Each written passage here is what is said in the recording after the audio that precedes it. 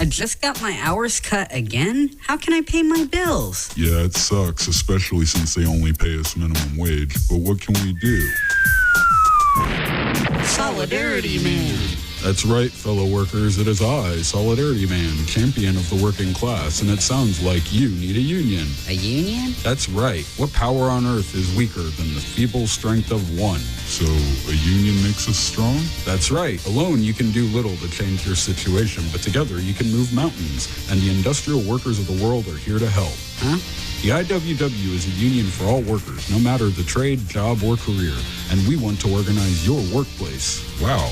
Where can we find the IWW? In your hometown. The IWW has branches all over the world. Check out IWW.org to find your local membership board or join as an at-large member and start your own chapter.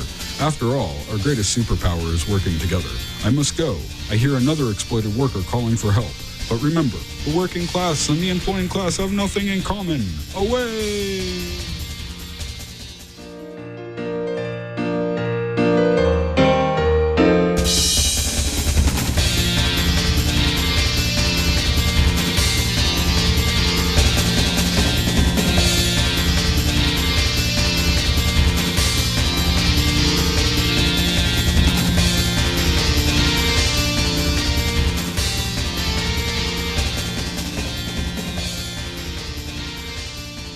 Welcome to the Industrial Workers of the World May Day Special, brought to you by the Heartland Industrial Workers of the World General Membership Branch.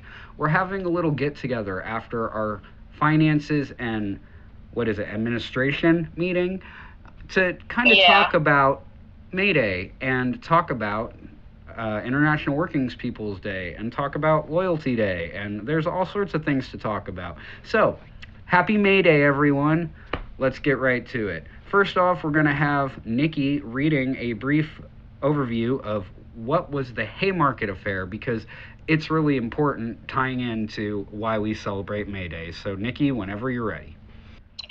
According to Wikipedia, the Haymarket Affair, also known as the Haymarket Massacre, the Haymarket Riot, the Haymarket Square Riot, or the Haymarket Incident, was the aftermath of a bombing that took place at a labor demonstration on May 4th, 1886, at Haymarket Square in Chicago, Illinois, United States. It began as a peaceful rally in support of workers striking for an 8-hour workday, the day after police killed one and injured several workers. An unknown person threw a dynamite bomb at the police as they acted to disperse the meeting, and the bomb blast and ensuing gunfire resulted in the deaths of 7 police officers and at least 4 civilians. Dozens of others were wounded. In the internationally publicized legal proceedings that followed, 8 anarchists were convicted of conspiracy. The evidence was that one of the defendants may have built the bomb, but none of those on trial had thrown it. 7 were sentenced to death and 1 to a term of 15 years in prison. Illinois Governor Richard J. Oglesby commuted 2 of the sentences to terms of life in prison. Another committed suicide in jail rather than face the gallows. The other 4 were hanged on November 11, 1887. In 1893, Illinois Governor John Peter Elskild pardoned the remaining defendants and criticized the trial. The Haymarket Affair is generally considered significant as the origin of International Workers' Day, held on May 1st, and it was also the climax of the social unrest among the working class in America, known as the Great Upheaval. According to labor historian William J. Edelman, a single event has influenced the history of labor in Illinois, the United States, and even the world more than the Chicago Haymarket Affair. It began with a rally on May 4th, 1886, but the consequences are still being felt today. Although the rally is included in American history textbooks, very few present the event accurately or point out its significance. The site of the incident was designated a Chicago landmark in 1992, and a sculpture was dedicated there in 2004. In addition, the Haymarket Martyrs Monument was designated a National Historic Landmark in 1997 at the defendant's burial site in Forest Park. All right, so that is the Haymarket Affair in brief.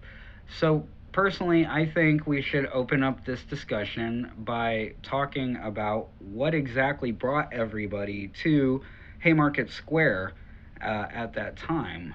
And I could be wrong. I hope somebody who's got access to a computer right now has got some sort of reference up to check us, because I can't do it. So basically, number one, they were fighting for the 8-hour workday, right?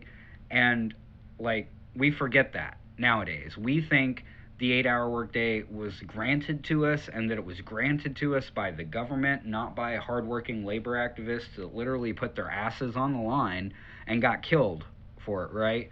So, number one, I feel like we need to really appreciate that tradition, and in that same vein, bring that energy back for a 4-hour workday or a 6-hour workday, because the conditions were the exact same, right? You'd work 12 hours a day back then and not make enough money to pay your rent. Well, if you work 8 hours today, you're still not making enough money to pay your rent, and we shouldn't have to revert back to working 10, 12 hours to pay our rent. We should have less work for more money. So. Of course I agree, because, like, as you said, it's absurd that it's been 100, 150, 200 years since we started fighting for this, at least. I mean, people have been fighting for their rights since there have been people. I'm sure there were feudal uprisings and things. But, like, the fact that, as you pointed out, that, like, it's getting to the point where you have to work 10, 12, 14 hours, again, just to pay your rent, just to pay your bills, just to survive. And we're 100% sliding back, and that is, it's dispiriting, but it's also should be a catalyst for change, because not even to maintain the status quo, like not even to maintain the 8-hour workday. No, forget that. I'm ready to move on to, like you said, the 6-hour workday, because there's the research has been done that shows that people are more productive when they have more time off, and they're able to have free time and rest time. And people only do so much work before their brains completely shut down. So it's like, remember correctly, it's like 4 or 5 hours before you just don't do anything anymore. So, like, the research is there to show that a shorter workday would be healthier for everybody. It would be more productive for the businesses. They wouldn't have to pay you for the hours you weren't there. It's all over good, except that the capitalists want to keep us working all the time and exhausted, so we won't ever go, this is kind of messed up, So, no, that's right on point. Andrew, can you tell us what the IWW's official stance on that particular subject is? On an 8-hour work, it's not really what you would think it would be. We believe that the unions should work in order to get the workers whatever it is the workers are desiring. If they are desiring an 8-hour workday or a 6-hour workday, or if there are some who want a 10-hour workday, then that is what the IWW would work for. It is not like the traditional unions that would fight in order to give businesses the hour that they believe the workers should be there. Basically, most of the workers I have spoken with believe that once the job is done, the workers should be off and the payment should be received. So if it is a project that you're working on that only takes you 6 hours, you would still receive a full day's pay because your job is done, even though the employer wants you to stay around for the extra 2 hours just so they can say that you were there for 8 hours. I actually did a job just the other day for a carpenter friend of mine, and he always takes care of me, and he told me straight up, like, it should take you between 4 and 6 hours, but I'm gonna pay you the whole day because I drove out from Lawrence. And it's one reason I really appreciate working for him, because he is a business owner. He's a minority indigenous business owner, but I don't have to worry about bullshit like that. He's not like, oh, I'm gonna bring you in for 1 day, and then if I get the work done, he's like, oh, well, sit around. I mean, I would. I like the dude. We get along. We just, shoot shit. But, he just paid me when the work was done, and that is 100% how I think it should work all the way around, So, does anybody else have any thoughts they want to throw in on that before we kind of move on down the road? Definitely agree with Nikki when it comes to people should just be able to choose what types of hours they work, regardless of if it's more or less, because some people want to work 10-hour days and feel invigorated by that, but we should be able to make a living without having to do that. And also, like Nikki was saying about, like, there's a point where studies show that you kind of lose the ability to be at peak productivity after I read it was 6 hours. And so some people are like, well, that means we should have a 6-hour workday. And I was like, well, what if we didn't max out our like maximum level of focus time? Because what if I want to do something else that day, like my taxes or whatever, and I still need some brain power left? Like, my brain power is already kind of reduced from brain fog and stuff and health issues. So like, I don't want to be like pushing myself to both work a job and do my adult responsibilities. So why max out at 6 hours? Why don't we just go for 4 hours? And I've seen that gaining popularity in Europe of the 4-4-4 deal, where it's a 4-hour workday, 4 days a week. And I do not know what the third four stands for, but I don't have a way to look it up right this second. But 4-hour day, 4-hour week, or 4-day week. And that just makes sense to me. Indeed. Anybody else got anything to say before we jump on? I basically agree. I mean, kind of, piggybacking, like, I'm somebody that if I like what I'm doing, like if I'm enjoying myself, I'm in a routine or whatever, I could go for hours and be fine. But like jobs that I've had in the past where they kept changing up my schedule, what I was doing, I used to work for a big box store, and like they would change what I had to do every day, every couple of weeks, and I was losing my mind. But when I was doing the same thing every day, I was fine, And so I think that everybody should have the choice, but right now we don't have that choice. I didn't have a choice to work 2 jobs when I was working 2 jobs because I needed the money. It wasn't because I wanted to work 60 hours a week. It was because if I didn't, I was going to be homeless. So it's the illusion of choice that, you can work as many hours as you want, but you can't really, because you have to work as many as you can afford to work so that you don't, starve. And I think that is that's something we need to address, basically. So let's segue this a little. So they were fighting at Haymarket for the 8-hour workday. That was a cause that was taken across the whole country. All sorts of unions endorsed it, backed it. There was all sorts of strikes and lockouts and fights and all sorts of stuff over the 8-hour workday. And as we started out with, a big one happened at Haymarket. So Haymarket, first off, needs to be pointed out real quick because we are the industrial workers of the world. One of the Haymarket organizers was Albert Parsons, okay? Albert Parsons' partner was Lucy Parsons. Lucy Parsons was a woman of color who is also one of the founding members of the Industrial Workers of the World in 1905. This, of course, is like 15, 20 years after Haymarket. But I think that's a pretty cool connection myself. Lucy Parsons is a badass, and I highly encourage everyone to do a little reading about Lucy Parsons. So, sorry, I got on an aside there with Lucy Parsons. So, Albert Spice was one of the martyrs of the Haymarket affair, and I'm paraphrasing. I will probably cut this and actually edit in what he said, but something along the lines of one of his last statements was, eventually the time will come where the voices of us will be stronger than the ones you have silenced today. And like, talk about some action hero badass last words, right? Like, that's right up there with John Brown's I believe that the crimes of this country can only be cleansed in blood type last words. So anyone got any thoughts on August Spice and his badass last words? Talk about anime, bro. Right. Yeah. That's some yours is the drill that will pierce the heavens shit, man. Exactly. Oh, I gotta remember not to laugh. I keep forgetting that just because I cut the mic off on Discord doesn't mean my mic is off. But you're right. Believe in the me who believes in you. Workers of the world unite. Karl Marx would have definitely been an anime fan.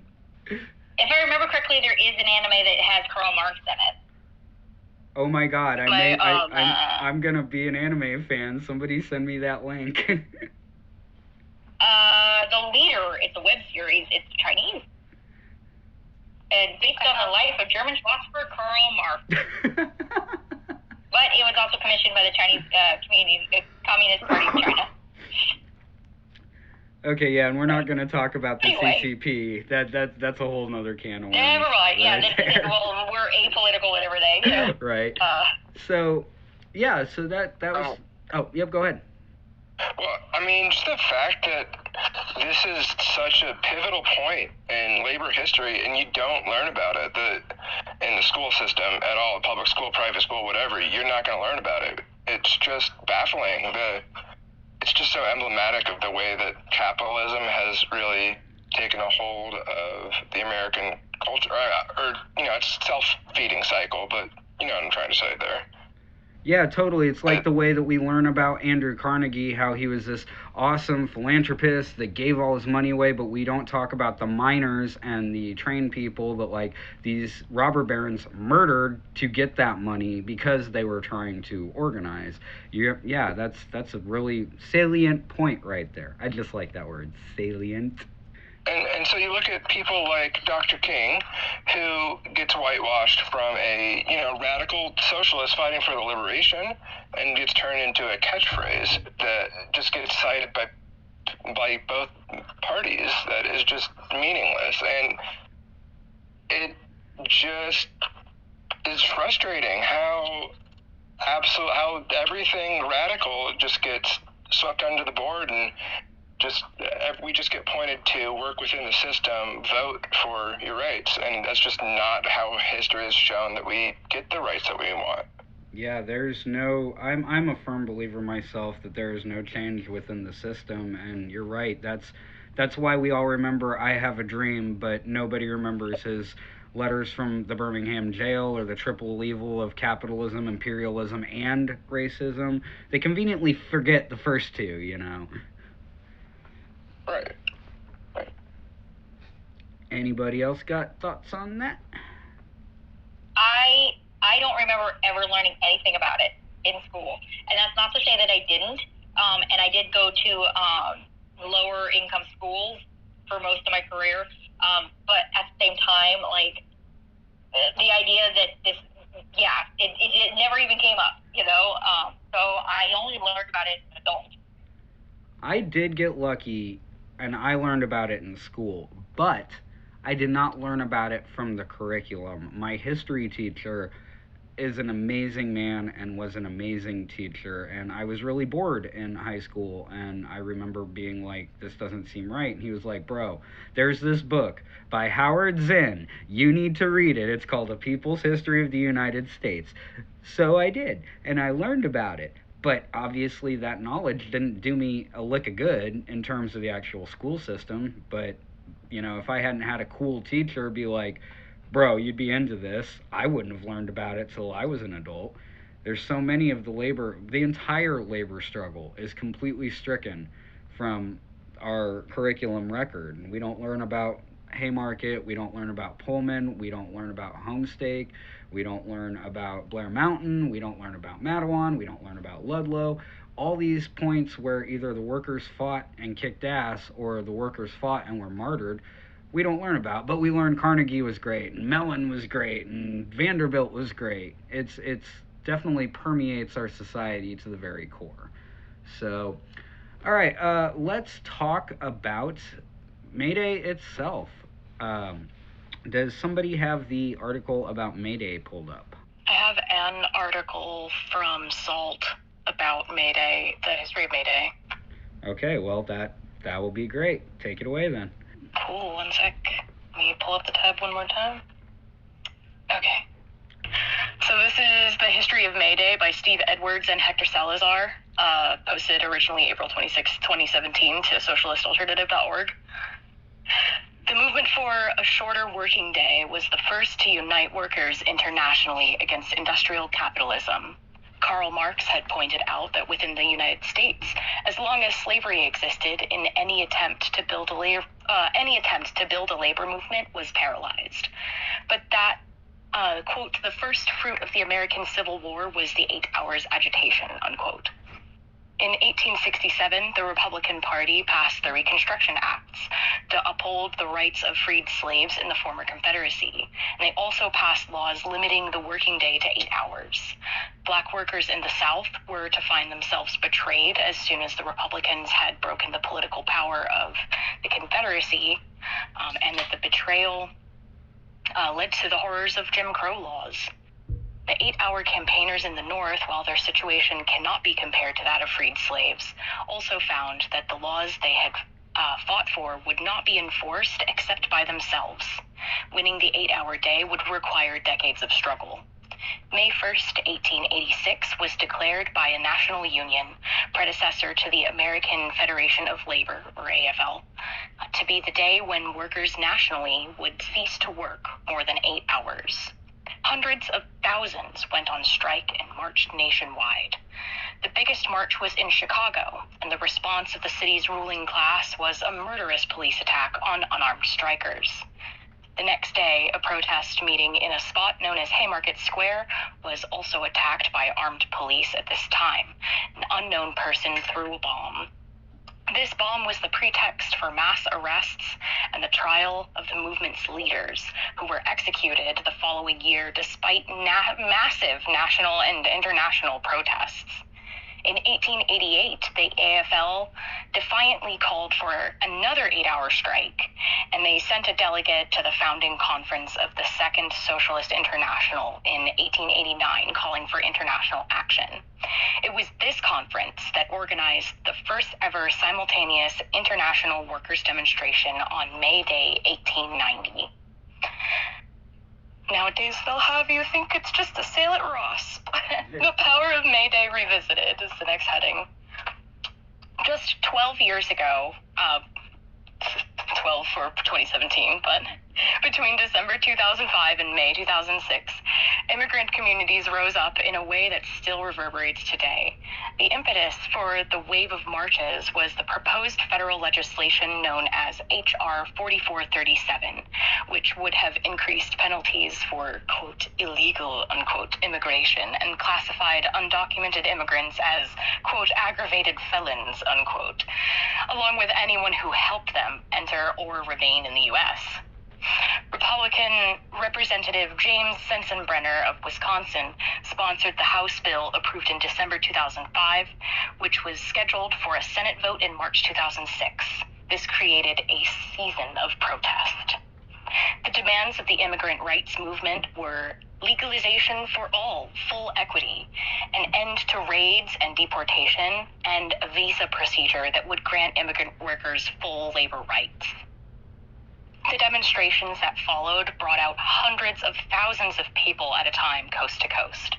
These people came from all different immigrant communities and spoke multiple different languages, but mostly were from the Latino community. This culminated with the May Day demonstration, May 1st, 2006, which drew over 1.5 million into the streets nationwide in one of the largest days of protests in U.S. history, in 2017.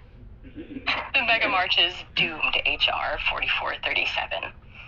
Sensenbrenner's criminalization bill never even came to a vote in the Senate. Neither the House nor the Senate version won enough support in either chamber to become law. In 2012, Occupy Wall Street brought new life to May Day as well. And that's the end of the article. A little brief history, plus some recent May Day stuff. Yeah, that's what's up, yo. May Day is awesome, and that's what I'm saying about let's bring that energy back, you know. General strikes, I want a 6-hour workday, you know. But I also realize I'm a bit more radical than everyone else. So that's the history of May Day. Does anyone have any thoughts before we start talking about one of my favorite subjects as a good, patriotic, loyal American, Loyalty Day? But let's talk about May Day first. So anybody got thoughts on May Day? I find it interesting how our day celebrating labor in America is in September and not in May when the rest of the international community celebrates it. So y'all want to know why?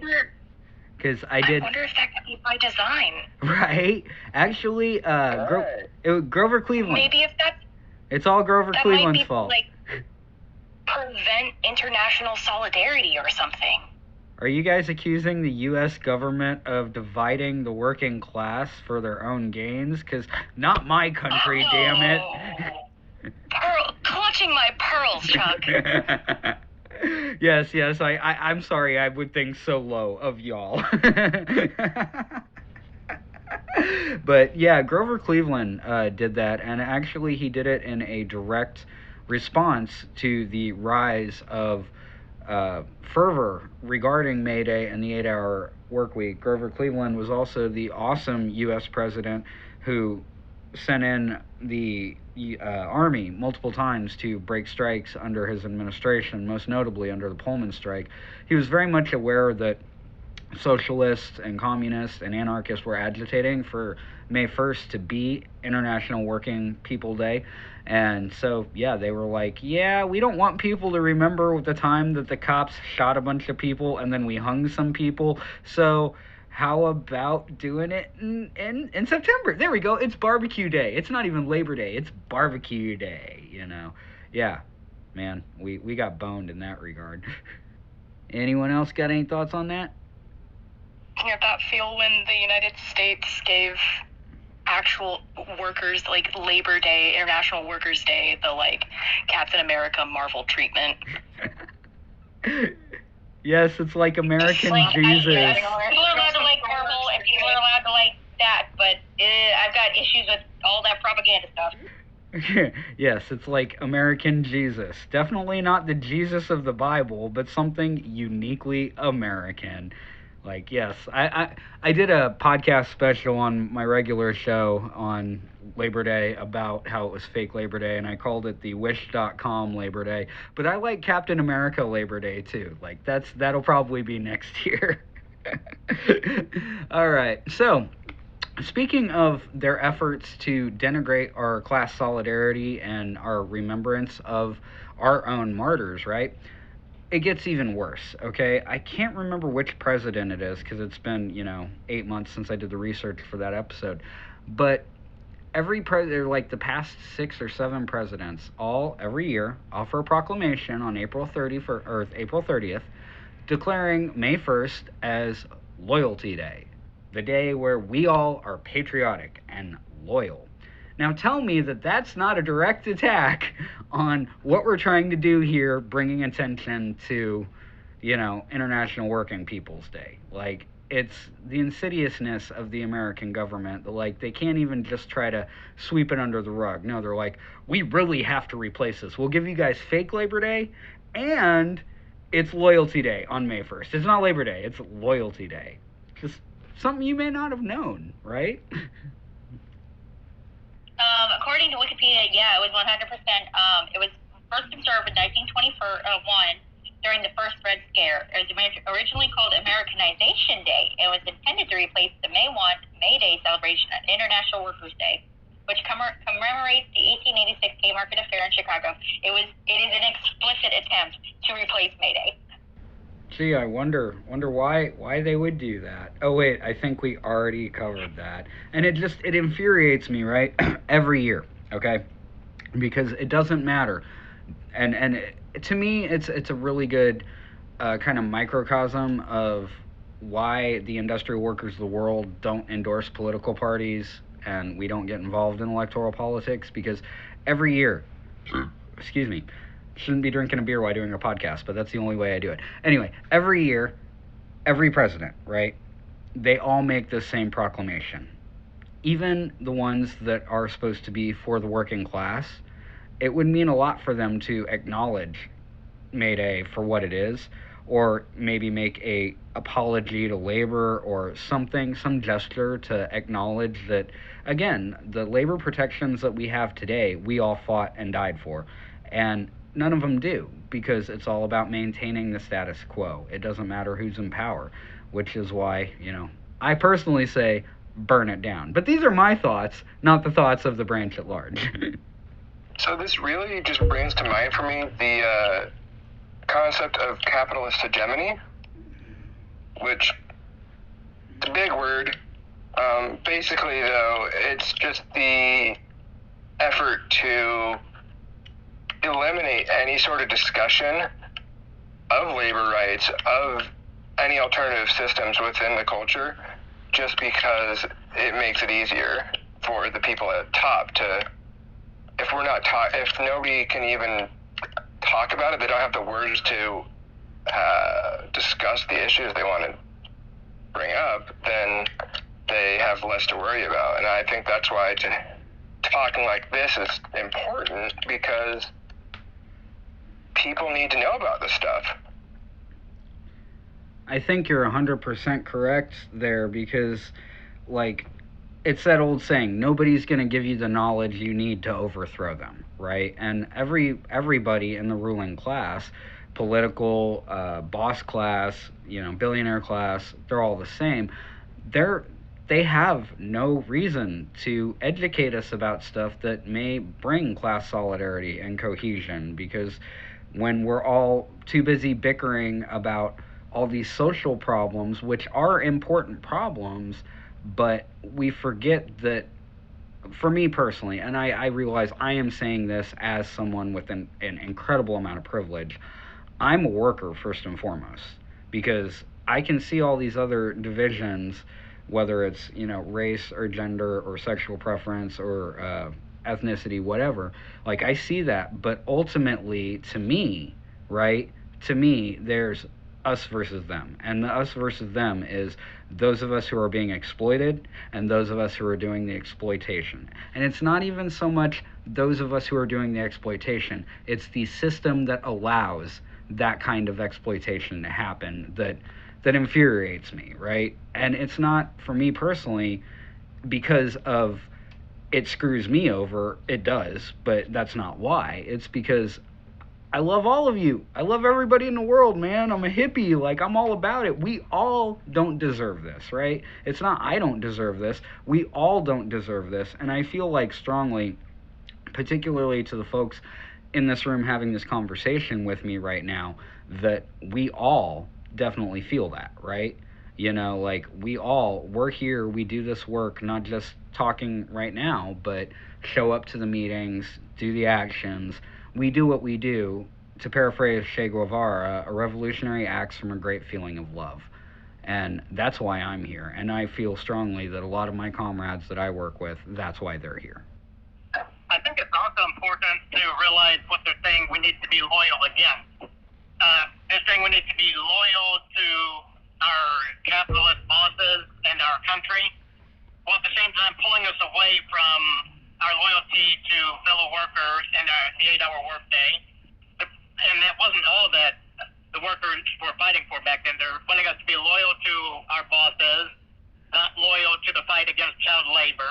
They're wanting us to be loyal to our bosses, not loyal to the fight for healthcare, which even back then was a big issue, particularly where grease and other contaminants and pollutants were getting onto the people's clothing and causing multiple types of cancer.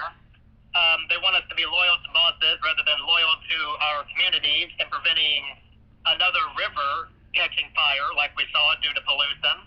So I think when they say we need to be loyal, we need to be asking, what are we being loyal to and what are we being pulled away from? That's an excellent, excellent point, because ultimately, to me, International Working People's Day is about loyalty, like you just said, except it's loyalty to my fellow members of the working class and to the idea, the concept of solidarity, and that we can work together and make things better. Something about building a new world on the ashes of the old, right? So, anybody else got any thoughts on Loyalty Day before we start kind of wrapping this sucker up? I just wanted to point out that it was ratified in 1958, and every president since has made a statement and said something, which means, going back to your original point, we're apolitical because no political party is looking out for us. We have to look out for ourselves as workers and fellow, peoples of the world. All right. So I think really we covered the majority of what we needed to cover. I do think that since we will be releasing this out to the general public, I think it's important for us to kind of remind people that we exist, right? So if you're in the Kansas or Missouri, we also do a little work in Iowa and Oklahoma. We've got people down there to help you out.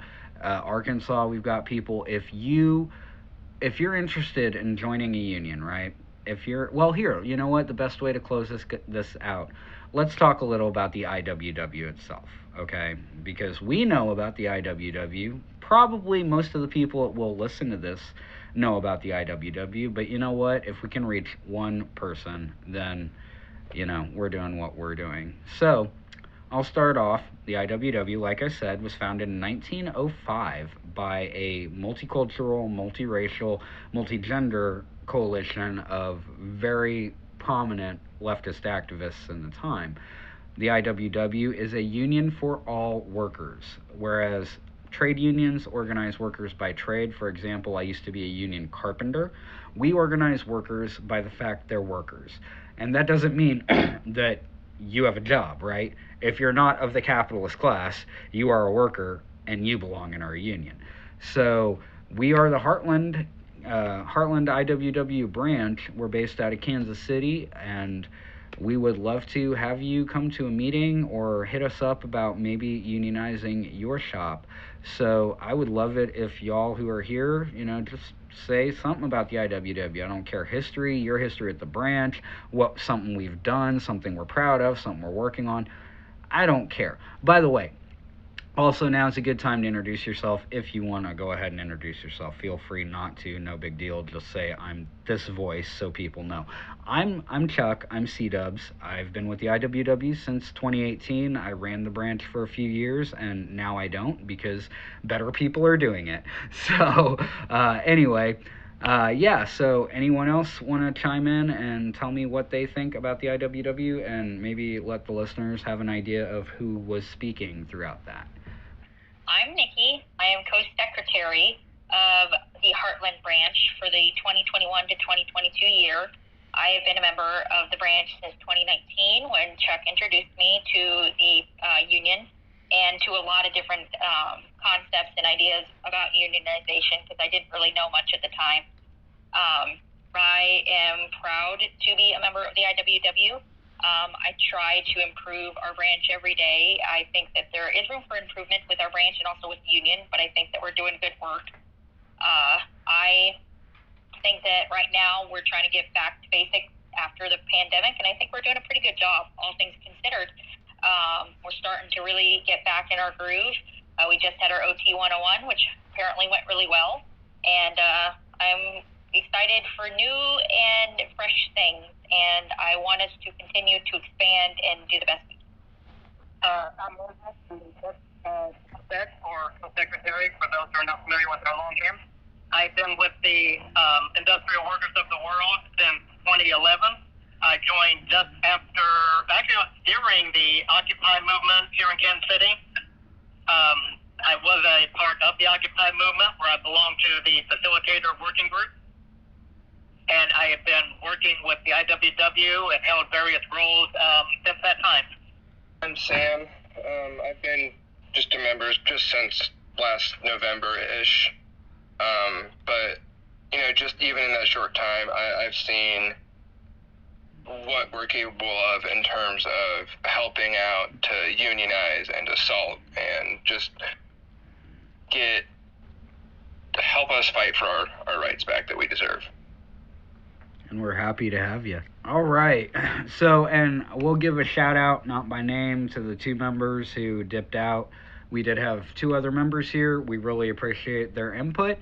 Besides that, I don't have anything else I necessarily want to add in except Happy May Day, y'all. Thanks for listening. Check us out on Facebook, on Twitter. We are Heartland IWW. We have a website, What's the website, Andrew? HeartlandIWW.org. All right, so hit us up and We do have Facebook. Well, yeah, I said Facebook. I was on that. And you said Twitter.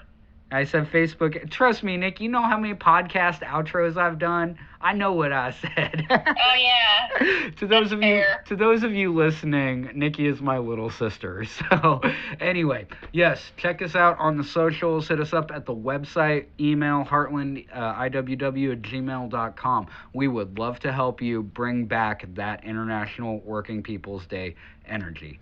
Solidarity forever, y'all. Thanks for tuning in.